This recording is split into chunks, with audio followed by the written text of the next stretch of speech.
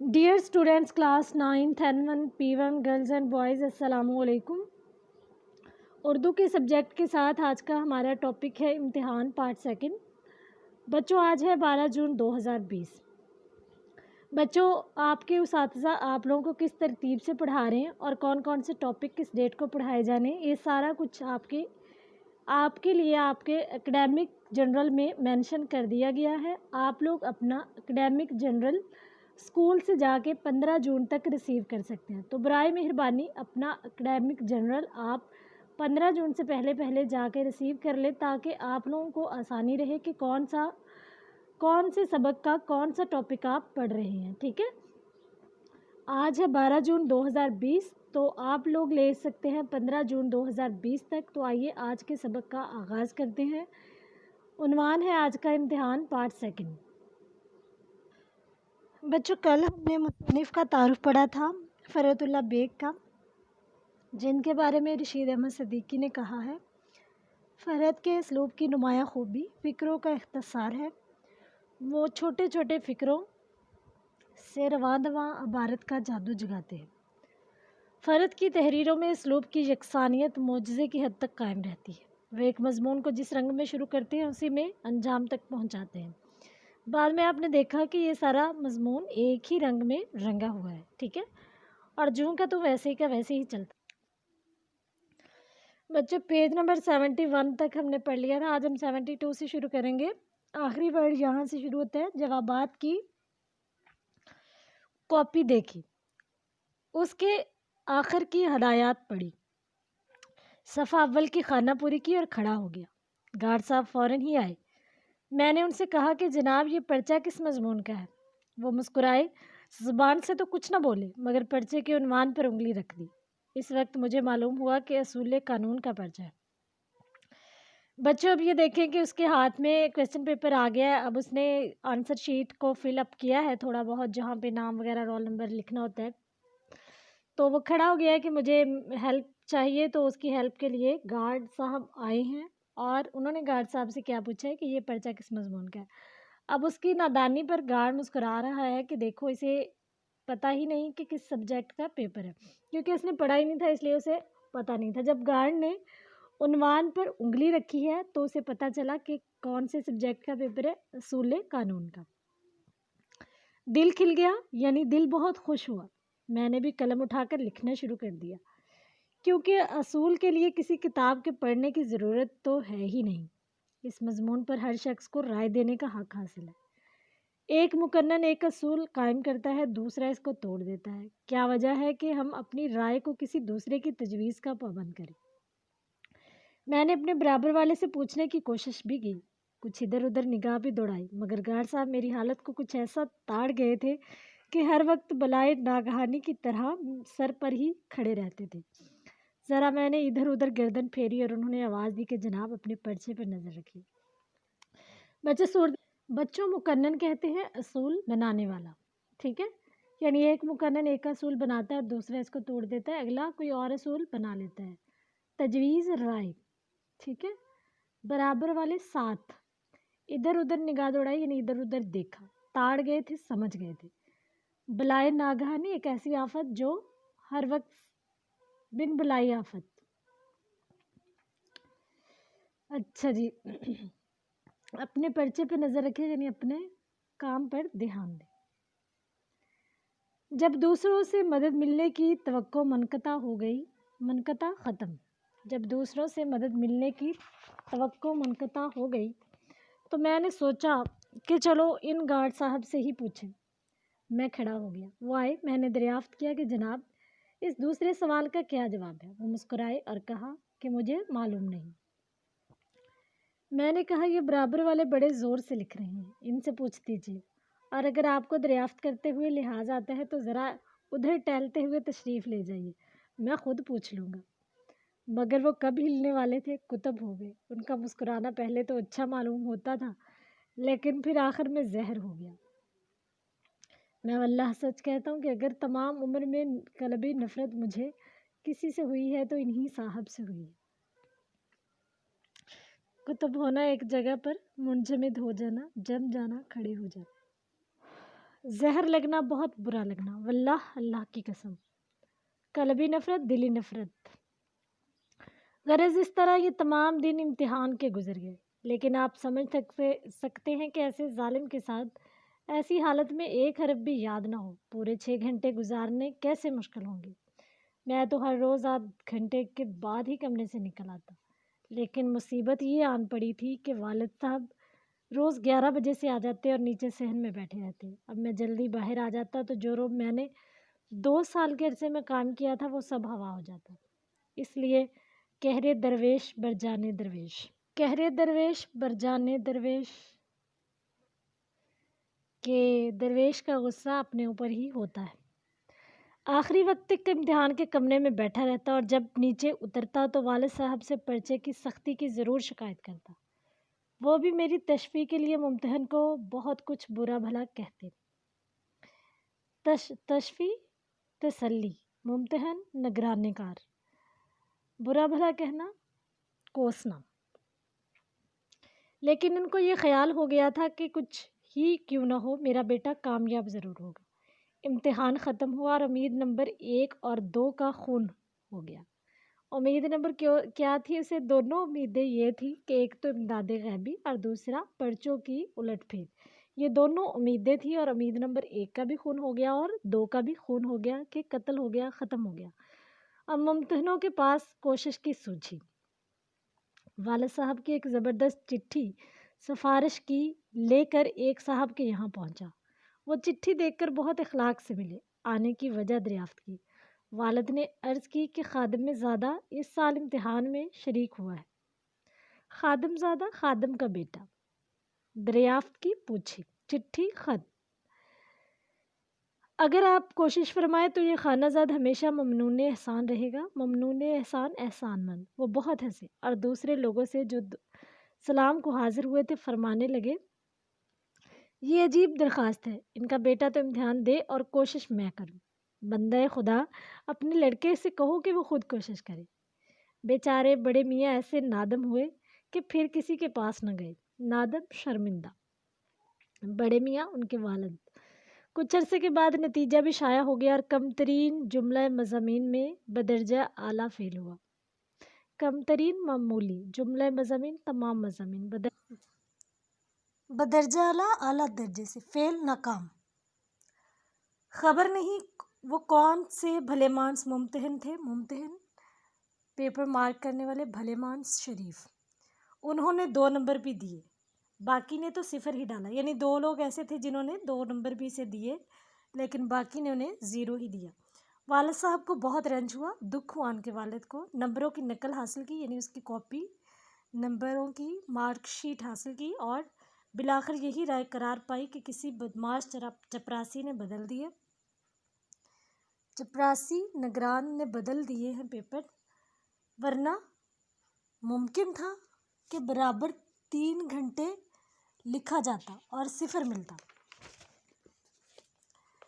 مسلسل 3 گھنٹے لکھا جاتا اور 0 ملتا۔ مجھے بھی تعجب تھا، تعجب، حیرانی، کیونکہ میں نے پرچے کچھ ایسے برے نہیں کیے تھے۔ میں نے یہ جوابات والد صاحب کو بھی سنائے، انہوں نے بہت تعریف کی، ممتحنوں کو برا بھلا کہا، میری اشک شوئی کی، اشک شوئی کرنا، آنسو پوچھنا، تسلی دینا، اور فرمایا بیٹا گھبرانے کی کوئی بات نہیں، اس سال نہیں آئندہ سال صحیح، آخر کہاں تک بے ایمانی ہوگی، 100 دن چور کے 1 دن شاہ کا، شاہ بادشاہ۔ خیر جو کچھ ہوا سو ہوا، 1 سال کی فرصت تو مل گئی، فرصت، آرام۔ بچوں، یہ لیا گیا مضامین فرحت سے۔ اس سبق میں مصنف بتاتے ہیں کہ امتحان میں کامیابی کے لیے شرط جو لازم ہے وہ صرف اور صرف محنت ہے۔ جو طلباء محنت سے جی چراتے ہیں اور دیگر آسان ذرائع اپنا کر کامیابی سمیٹنا چاہتے ہیں، وہ ہمیشہ ناکامی اور شرمندگی کا سامنا کرتے ہیں۔ جو طلباء اپنے گھر والوں کو دھوکے میں رکھ کر کتابوں کو ہاتھ بھی نہیں لگاتے، وہ امتحان میں ناکام و نامراد ٹھہرتے ہیں۔ اسی لیے ہمیں چاہیے کہ محنت کو اپنا اوڑھنا بچھونا بنائیں تاکہ کامیابیاں ہمارے قدم چومیں۔ بچوں، کوئی 7 یا 6 کلاس میں آپ لوگوں نے ایک نظم پڑھی ہوگی جس میں ایک شعر ہے، اگر طاق میں تم نے رکھ دی کتاب، اگر طاق میں تم نے رکھ دی کتاب تو کیا دو گے کل امتحان میں جواب؟ بچوں، یہ سبق امتحان ایک ایسے طالب علم کی نشاندہی کرتا ہے جو اپنے آپ کو اور اپنے گھر والوں کو دھوکہ دیتا ہے۔ وہ گھر والوں کی نظر میں تو بہت دلچسپی سے، دل جمی سے پڑھ رہا ہے، لیکن حقیقت میں وہ کچھ بھی پڑھ نہیں رہا ہوتا، اور آخر تک وہ اپنے گھر والوں کو دھوکہ ہی دیے رکھتا ہے کہ میں بہت محنت کر رہا ہوں، لیکن اس کا رزلٹ جب آتا ہے تو وہ انتہائی بری طرح سے فیل ہو جاتا ہے۔ لیکن پھر بھی اس کے گھر والے کہتے ہیں کہ شاید اس کے ساتھ بے ایمانی ہوئی ہے، تو وہ کہتے ہیں کہ اس سال نہیں تو اگلے سال۔ بچوں، جو اپنے والدین کو دھوکہ دیتا ہے وہ کبھی بھی کامیاب نہیں ہوتا۔ تو یہ ایک ایسے اسٹوڈنٹ کی کہانی ہے جس نے نہ صرف اپنے والدین کو دھوکہ دیا، بلکہ وہ ممتحنوں سے بھی مدد چاہ رہا ہوتا ہے، اور کسی نہ کسی طرح وہ 2 نمبری سے پاس ہونے کا کوئی راستہ تلاش کرتا ہے۔ تو جو لوگ ایسے شارٹ کٹس تلاش کرتے ہیں وہ ہمیشہ ناکامی کا، نامرادی کا سامنا کرتے ہیں۔ تو بچوں، محنت کا کوئی نعم البدل نہیں ہے، محنت اگر کریں گے تبھی کامیاب ہوں گے۔ تو اللہ تعالیٰ بھی محنت کرنے والوں کے ساتھ ہوتا ہے، اور محنت ہی کامیابی کی طرف لے کر چلتی ہے۔ کبھی نہ کبھی ضرور ناکام ہوتا ہے وہ شخص جو محنت کے بغیر کسی چیز کو حاصل کرنے کی کوشش کرتا ہے۔ تو آئیے ہم کر لیتے ہیں اس کی ایکسرسائز سالو۔ مختصر جواب دیں۔ پہلا سوال ہے، مضمون نگار کو امتحان سے گھبرانے والوں پر ہنسی کیوں آتی ہے؟ بچوں، اس کا جواب ہے، مضمون نگار کے خیال میں لوگ بلا وجہ ہی امتحان سے گھبراتے ہیں، کیونکہ 2 ہی تو صورتیں ہیں، فیل یا پاس۔ اس سال کامیاب نہ ہوئے، آئندہ سال صحیح۔ بچوں، رپیٹ کروں گی جواب۔ مضمون نگار کے خیال میں لوگ بلا وجہ امتحان سے گھبراتے ہیں، کیونکہ 2 ہی تو صورتیں ہیں، فیل یا پاس۔ اس سال کامیاب نہ ہوئے، آئندہ سال صحیح۔ اگلا سوال ہے، جو امتحان کے دن قریب آتے جاتے، مضمون نگار کے دوستوں اور ہم جماعتوں کا کیا حال ہوتا؟ بچوں، یہ صرف نہ صرف مضمون نگار کا، بلکہ آپ لوگ دیکھیں کہ عام صورتحال میں بھی ایسا ہی ہوتا ہے کہ لوگ امتحان سے بہت زیادہ گھبراتے ہیں، اور مضمون نگار کے دوست امتحان کی تیاری میں ایسے مصروف ہوتے کہ ان کے حواس، ان کے دماغ مختل، اور ان کی صورت اتنی سی نکل آتی تھی۔ بچوں، اگلا سوال ہے، مضمون نگار نے کون سا امتحان دیا تھا؟ اس کا جواب ہے، مضمون نگار نے لا کلاس کا امتحان دیا تھا، یعنی وکالت کا امتحان دیا تھا۔ سوال نمبر 4 ہے، مضمون نگار نے امتحان دیا تو اس کا کیا نتیجہ نکلا؟ بچوں، اس کا جواب ہے، مضمون نگار جملہ مضامین میں بدرجہ اعلیٰ فیل ہوا۔ جملہ مضامین میں بدرجہ اعلیٰ فیل ہوا۔ مضمون نگار کے والد نے اسے کس طرح سے تسلی دی؟ بچوں، اس کا جواب ہے، مضمون نگار کے والد نے ممتحنوں کو برا بھلا کہا، مضمون نگار کی اشکشوئی کی اور فرمایا، بیٹا گھبرانے کی کوئی بات نہیں، اس سال نہیں آئندہ سال صحیح۔ آخر کہاں تک بے ایمانی ہوگی؟ رپیٹ کروں گی، مضمون نگار کے والد نے ممتحنوں کو برا بھلا کہا، مضمون نگار کی اشکشوئی کی اور فرمایا، بیٹا گھبرانے کی کوئی بات نہیں، اس سال نہیں آئندہ سال صحیح۔ آخر کہاں تک بے ایمانی ہوگی؟ بچوں، سبق کا خلاصہ ہم لاسٹ میں کریں گے، اور اگلا سوال کرتے ہیں، ان کے معنی لکھنے ہیں۔ مدرجہ ذیل الفاظ و تراکیب کے معنی لکھیں۔ مختل، گڑبڑ، منتشر، ٹھیک ہے۔ مستغرق، ڈوبا ہوا، مگن۔ محویت، خیال میں گم۔ امداد غیبی، غیب کی مدد۔ خادم زادہ، خادم کا بیٹا، ملازم کا بیٹا۔ ممتحن، امتحان لینے والا۔ تشفی، تسلی۔ اشکشوئی، آنسو پوجنا، تسلی دینا۔ کم ترین، ناچیز، معمولی۔ خادم، نوکر۔ بدرجہ اعلیٰ، اونچے درجے کا۔ بچوں، مدرجہ ذیل الفاظ کی جمع لکھیں۔ امتحان، امتحانات۔ خیال، خیالات۔ مشغلہ، مشاغل۔ وکیل، وکلا۔ ممتحنین۔ تدبیر، تدابیر۔ مضمون، مضامین۔ بچوں، آگے سوال نمبر 5 ہے، ہم نہیں کریں گے اسے۔ सवाल नंबर 6 है, मतन को मद्देनज़र रखते हुए दुरुस्त जवाब की निशानदेही करें। बंदे पर इम्तिहान का असर नहीं था, रत्ती बराबर, ज़रा बराबर, बिल्कुल, मामूली। तो ये है रत्ती बराबर। अगला पेज निकालेंगे। तालिब इल्म ने कितने साल में ला क्लास का कोर्स मुकम्मल किया, पूरा किया? 4 साल में, 2 साल में, 3 साल में, 5 साल में। सही जवाब है 2 साल। ला क्लास में कौन तालिब इल्म का दोस्त था? लेक्चरर साहब, प्रिंसिपल साहब, मुंशी साहब, चौकीदार। इसका जवाब है मुंशी साहब। तालिब इल्म ने किससे पूछा कि यह पर्चा किस मजमून का है? निगरान साहब से, गार्ड साहब से, सुप्रीडेंट से, किसी तालिब इल्म से। बच्चे इसका जवाब है गार्ड साहब से। तालिब इल्म कितनी देर में कमरे से बाहर निकल आता? 1 घंटा, आध घंटा बाद, 2 घंटे बाद, 3 घंटे बाद। सही जवाब है आध घंटा, आधा घंटा बाद।